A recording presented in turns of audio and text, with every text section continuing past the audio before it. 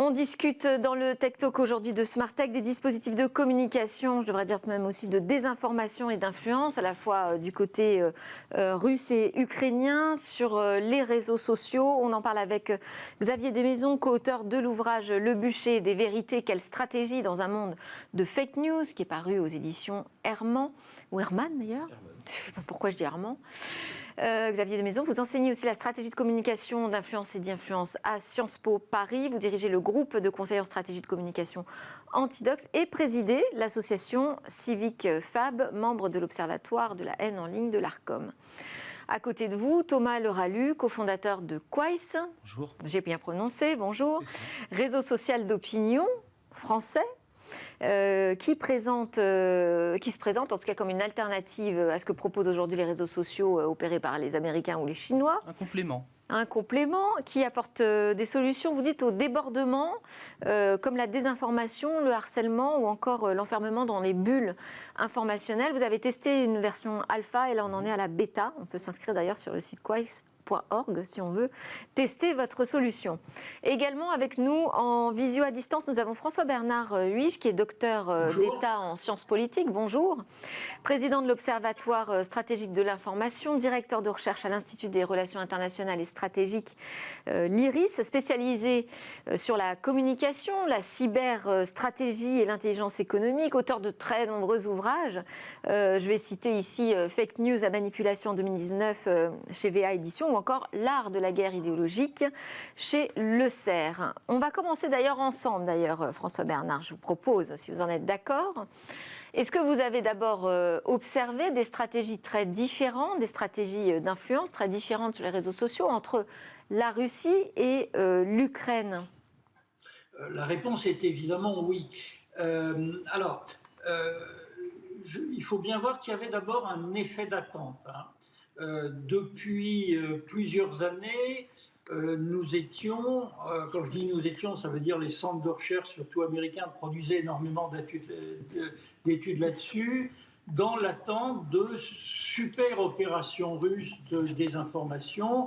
Et d'ailleurs, on leur attribuait, dans certains cas, le Brexit, l'élection de Trump, la montée populiste en Europe. Donc on avait tendance à surévaluer énormément le pouvoir d'influence des services russes ou des proxys, enfin des mercenaires servant les services russes, à travers notamment les réseaux sociaux et à travers des techniques de fausse identité, de fausses nouvelles, bien entendu, et d'encouragement aux courants idéologiques les plus opposés. Je me rappelle d'articles du New York Times qui disaient que les Russes soutenaient à la fois les suprématistes blancs et les Black Lives Matter sur les réseaux sociaux, ou qu'ils soutenaient à la fois Trump et, j'ai un trou de mémoire, pour le rival de Biden, qui était le plus à gauche, au moment de 2020. Donc il y a un énorme effet d'attente de l'influence russe, sans même parler des médias d'influence internationaux russes, comme Russia Today, etc. Or, qu'est-ce qui s'est passé? Eh bien, très franchement, pas grand-chose. D'une part, parce que les médias d'influence russes, Russia Today, Sputnik, ont été très vite fermés. D'autre part, parce que pour un Européen ou un Occidental moyen, il est très difficile d'être confronté à, je dirais, de la propagande ou de l'influence russe. Si elle passe par les médias, elle est aussitôt contextualisée, comme on dit, démontée, et puis on voit des trucs peu séduisants, des types avec des grosses mâchoires qui parlent avec un air agressif devant la caméra, donc elle est peu efficace de ce côté. Et sur les réseaux sociaux, la propagande russe qui existe absolument, qui est très efficace sur le territoire russe, a été très largement stoppée par, du moins dans sa diffusion vers l'Ouest, par les grands du net, à tel point, par exemple, que Facebook indiquait comme faux ou censurait de fait des sites pro-russes officiels sur le territoire numérique russe. Donc, de ce point de vue-là, sauf à être, je dirais, un super anti-système habitué à aller chercher des groupes de discussion sur Telegram ou autre, on a très peu de chances d'être soumis à de la propagande ou de l'influence russe. En revanche, il y a eu deux grands changements du côté ukrainien.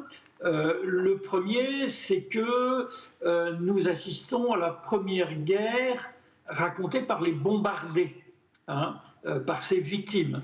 Je pense par là à tous ces internautes ukrainiens qu'on voit sur les écrans de télévision ou qu'on peut voir très facilement sur les réseaux sociaux et qui racontent leur vécu de victimes de ces bombardements. Et ça, c'est la première fois dans l'histoire.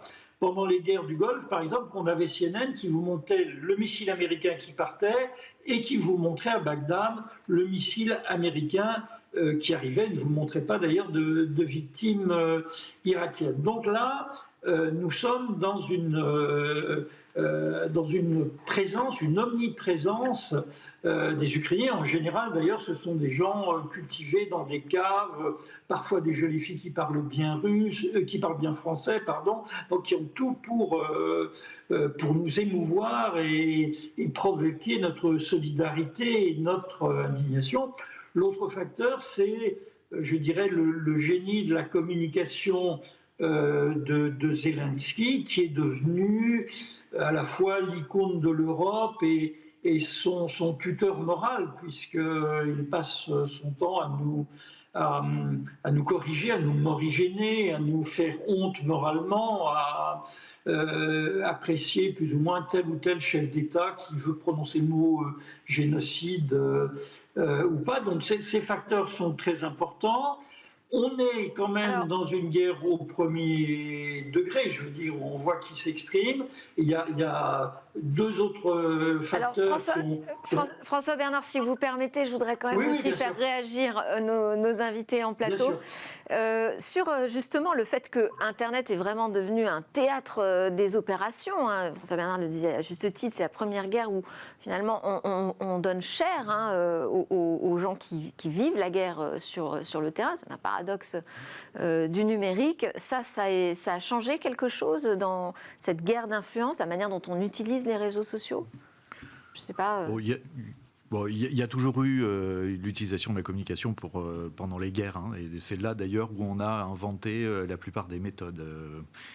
Les penseurs, enfin la propagande, c'est quand même issu des méthodes de la Seconde Guerre mondiale. Les penseurs de la communication d'influence sont issus. Vous avez vu surgir quand même des innovations là. On disait justement. Il y a vraiment des innovations majeures. On a la guerre racontée par les combattants. Est-ce que vous avez vu d'autres choses émerger et surgir sur les réseaux sociaux pendant ce conflit? Cette guerre racontée par les combattants, elle est vraiment importante avec la mobilisation d'émotions extrêmement forte. Donc il y a la colère qui est l'émotion la plus virale sur les réseaux sociaux. Donc on l'a vu largement. On a la peur puisqu'il y a tout un travail pour faire peur aux opinions européennes et américaines. Et puis il y a aussi l'ironie. Il y a ce qui est aussi un des leviers très importants de dissémination d'informations sur les réseaux sociaux. Donc ces fameux chars russes abandonnés tirés par un tracteur, ce grand navire qui devient un sous-marin. Donc tout un jeu sur l'ironie destiné à... Il y a eu même la place, pour presque dire, à de l'humour en fait. Là, ce que vous décrivez, la peur, la violence, le sourire, tout ça, ce sont les ingrédients, c'est un cocktail finalement idéal pour la viralité. Exactement. Cocktail idéal de viralité, premier sujet. Et puis après, il y a, François Bernard l'a évoqué, il y a le fait que énormément de gens sont capables d'utiliser ces outils et ces réseaux sociaux avec l'apparition de nouveaux types de compétences qui est ce qu'on a appelé l'OSINT, l'Open Source Intelligence, c'est-à-dire tout un ensemble d'acteurs qui vont sur leur profil Twitter répertorier tous les chars d'assaut qui vont avoir été détruits. À partir de données publiques disponibles, de faire un suivi data presque du conflit.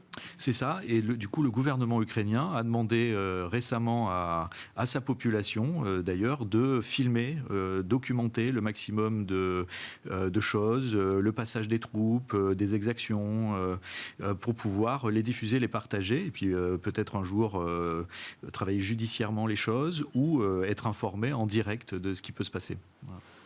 Comment vous voyez les choses, Thomas Leroy, puisque vous luttez contre la désinformation? Est-ce qu'il vous semble là, ce qui s'est passé en matière de guerre d'influence sur les réseaux sociaux liés à ce conflit, qui est plutôt positif? Ça apporte de la transparence ou au contraire, on a semé du trouble dans le trouble? Est-ce qu'on a pris en otage aussi nos opinions? Oui, peut-être, oui. Dans l'ordre. En fait, il y a beaucoup trop de choses à dire dans un time frame assez court.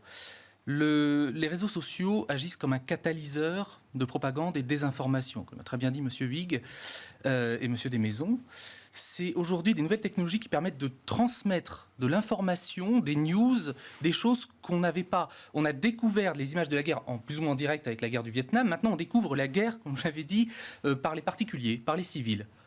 Moi, ce qui me dérange vraiment, et ce qui dérange de plus en plus d'autres instances d'ailleurs, c'est ce que vous avez dit, l'émotion, la puissance de l'émotion. Aujourd'hui, ce qui dirige la viralité d'une news, c'est l'émotion. Si c'est de la colère, ça va bien marcher. Si c'est de l'indignation, ça va bien marcher. D'ailleurs, c'est très bien repris par M. Zelensky. Et c'est très dérangeant parce que l'émotion, ça ne fait pas réfléchir le peuple. Ça n'aide pas le peuple à être lucide. Ça n'aide pas les gens à voter en connaissance de cause. C'est dangereux.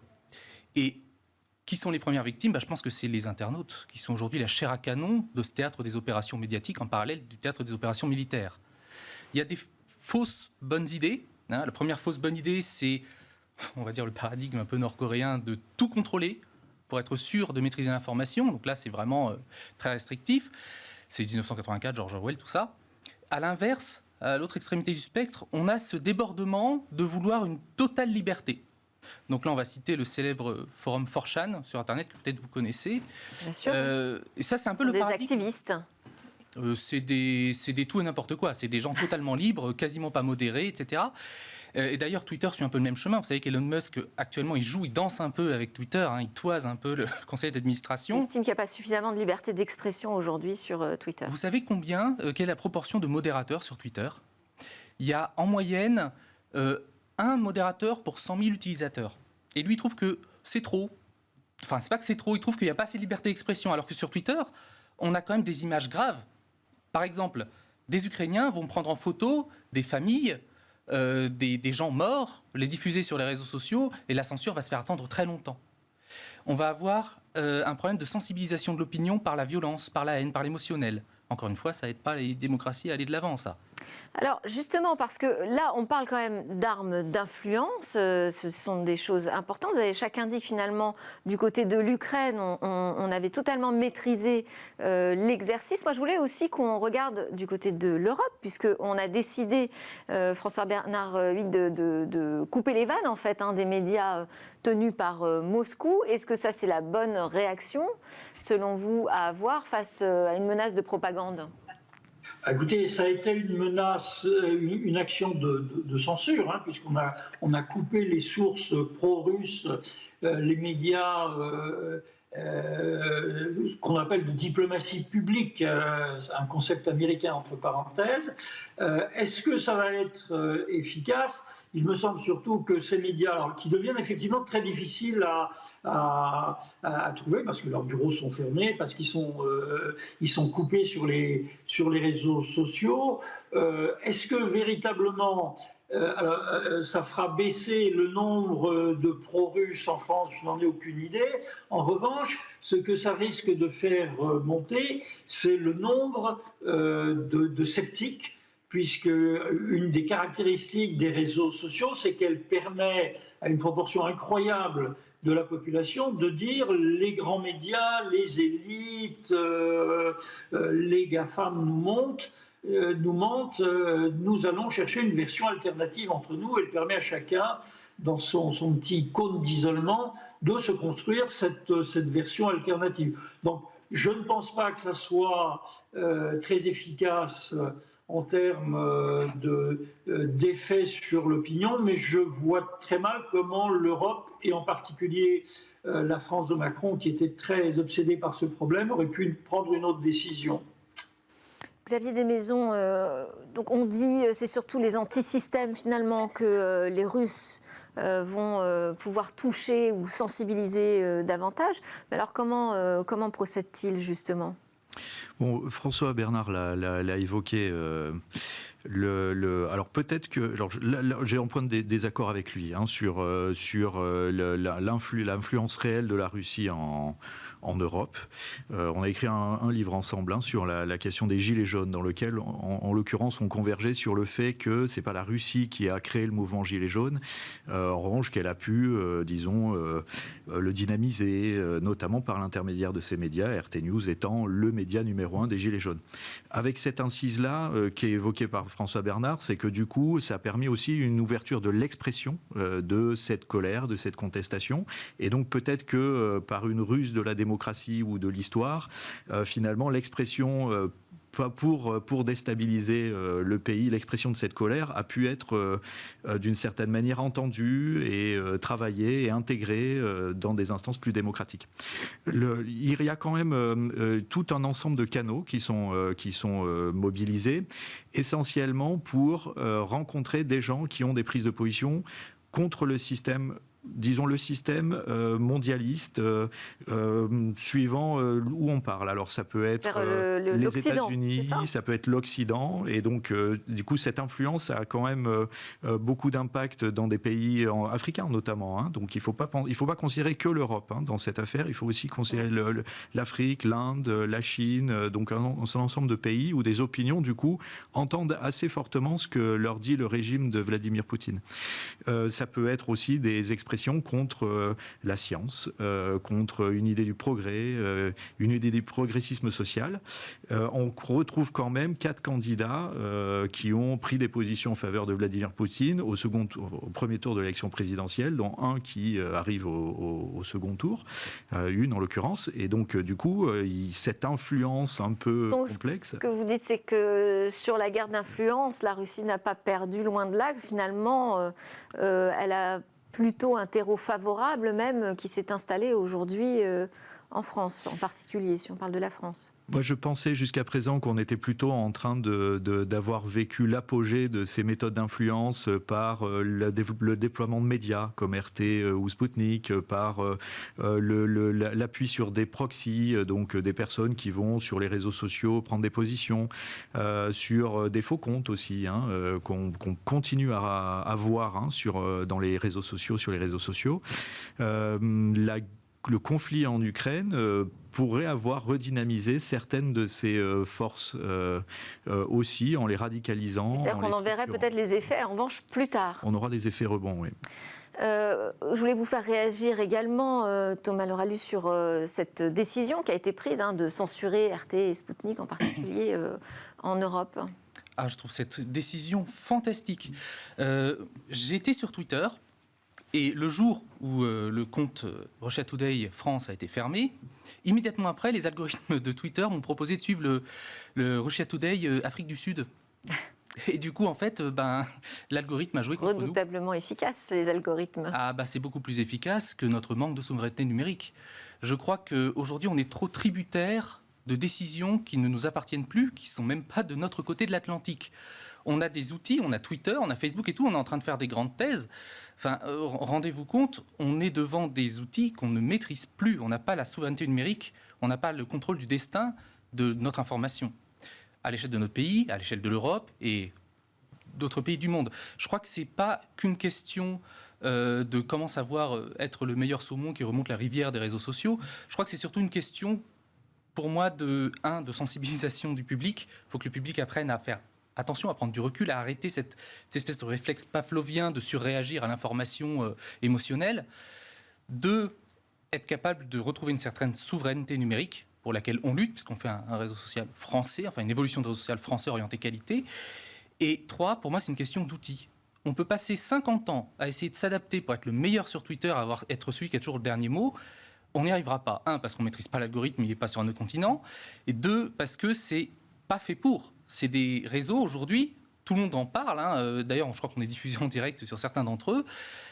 On n'a pas la maîtrise de ça. C'est juste des réseaux qui maximisent les flux d'informations. La preuve, Twitter prend la décision de fermer RT et RT revient par Twitter, par ses algorithmes. Ils ne maîtrisent rien.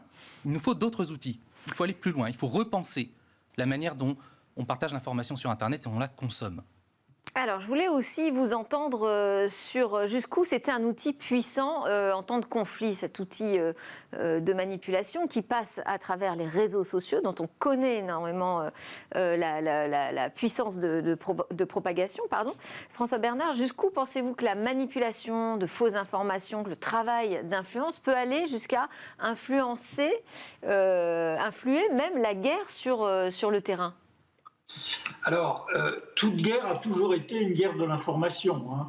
Je veux dire, si on remonte à la guerre de 14-18, on verra que les dénonciations des atrocités adverses ou la diabolisation de l'autre étaient extraordinairement puissantes, mais étaient exercées sur un territoire où on contrôlait la communication, par exemple celle des journaux quotidiens. Alors, quelles sont les limites du pouvoir ? Alors, il y a plusieurs pouvoirs dans ce domaine-là. Est-ce que c'est un pouvoir d'influence de propagande pour convertir à sa cause ? Je crois assez marginalement, parce que ça ne marche que sur ceux qui sont prédisposés, qui sont déjà anti-système. Est-ce que c'est un pouvoir, par exemple, le pouvoir des fake news au sens des images vraiment truquées ou des propos attribués à X ou Y qui n'ont pas été tenus, ont un pouvoir relativement marginal en ce moment, pour une raison très simple, c'est qu'ils sont très très vite repérés par de très bons logiciels, par des tas d'ONG, excusez-moi, par des services de fact-check. Il y a également les activistes qui se sont invités aussi dans ce combat. Est-ce qu'ils peuvent changer le rapport de force ? C'est par définition ce que cherchent à faire les activistes. Moi, il me semble que ce serait un sujet très très long, que nous sommes en France en particulier, dans les sociétés où il y a plusieurs blocs idéologiques, culturels, sociologiques très puissants, où chacun tend à se confirmer dans ses opinions, et ces activistes qui luttent contre le discours dominant du système, pour le critiquer, on a apporté des preuves que tout est truqué, qu'on en ment, etc., me paraissent être plutôt des symptômes que des causes, et je pense qu'ils sont plutôt la traduction de ce déchirement intellectuel, culturel, idéologique, appelez ça comme vous voulez, de nos sociétés, que des acteurs qui, par la force de quelques images truquées ou de quelques faux comptes, changeraient l'opinion. Voilà, plus un symptôme qu'une cause pour moi. Merci beaucoup. On n'a pas le temps d'aller plus loin, mais on reviendra bien évidemment sur ce sujet encore et encore tant que nécessaire. Merci à François Bernard Huyck, directeur de recherche à l'IRIS. Merci à Xavier Desmaisons, président de l'association Civic Fab, et Thomas Leralu, cofondateur de Quaes. Merci à vous. On se retrouve dans Smart Tech juste après la pause. On va revenir sur la préoccupation du prochain quinquennat du côté du secteur des cryptos.